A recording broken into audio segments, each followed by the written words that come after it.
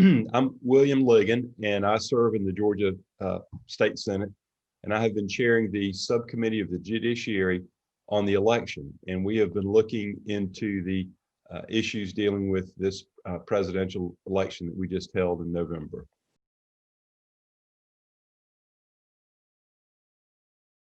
I've served in the Georgia legislature for 10 years. I have never, ever received the volume of calls and letters and emails from voters in this state, from people really all over the country, expressing their concerns, but not only their concern, their outrage at what has occurred. When they're told, look, there was no fraud, this was a fair election, they are being asked to believe something which is completely contrary to what they have seen with their eyes, heard with their ears, or which they have experienced at the poll. I mean, we've had poll watchers locked out of the voting place or where the votes are being counted. They have been denied meaningful access to see what is going on. There's been hostility expressed towards them or demonstrated to them. And some of them, when they've raised objections, have been escorted out of the voting place by the police. That is simply wrong. We can't have that in this country. We can't have that in this state.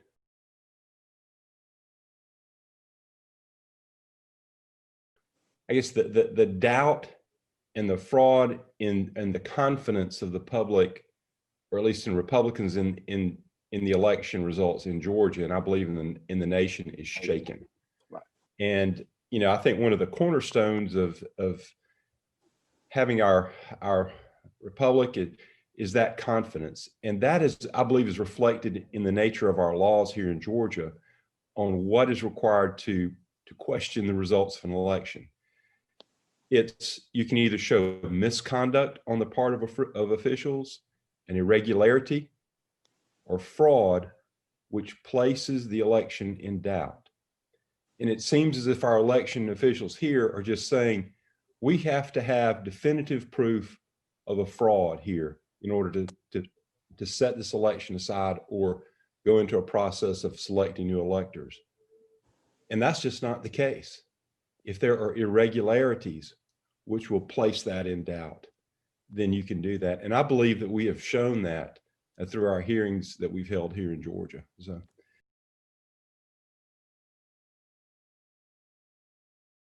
The election process in Georgia is fairly decentralized, and really the epicenter of all of this is in Fulton County. And there has been a history of election issues within Fulton County. And what we've seen in this election, it seems that as if it's grown, and in particular in Fulton County, it is really become an issue, and it's of such magnitude that, in my opinion, there's no doubt that it impacted the election. And it has absolutely shaken the confidence of many of the people in the state of Georgia over what's happened. And if you cannot have confidence in the result of an election, then that really starts to shake the foundations of our society, which is built upon the idea of the consent of the governed. And people start saying, I did not agree to this. Was not able to participate. I was robbed.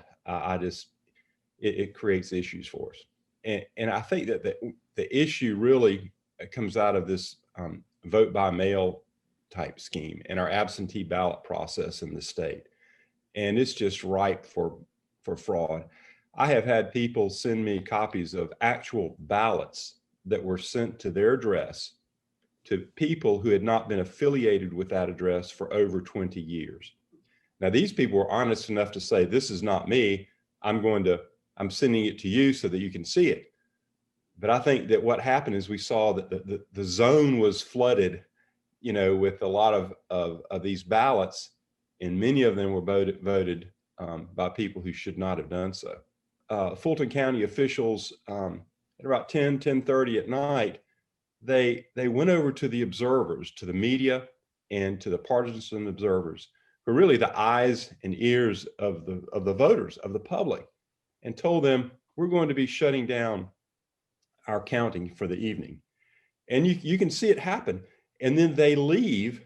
And when they leave, they go back over to a table. They pull out ballots, suitcases of ballots from under the table, and go over and start counting those ballots. And then you can see some of them running those ballots 3 and 4 times, the same set of ballots 3 and 4 times through the counting machines.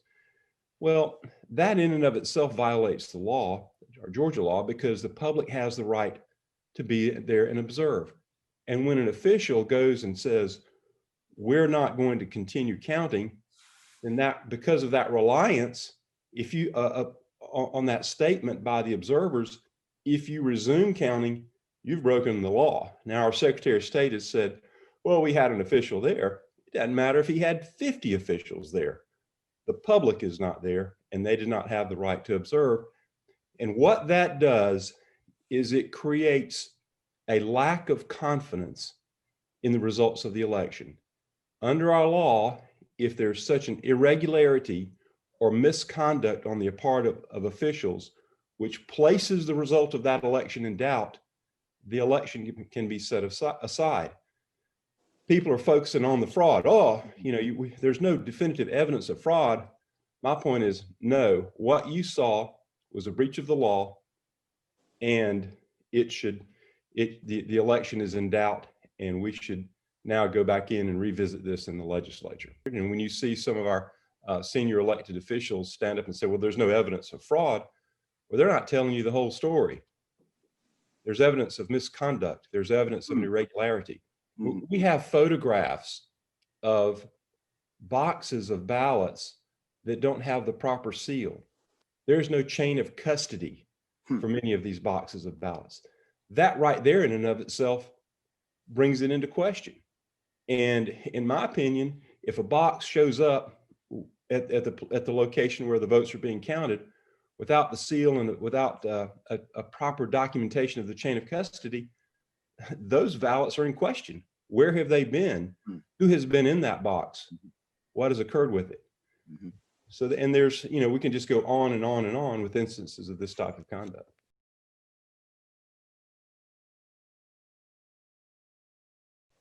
In regards of to correcting the November election, the legislature should have convened and should have looked into this to determine were there sufficient irregularities or misconduct or fraud in the process to place the results of this election in doubt.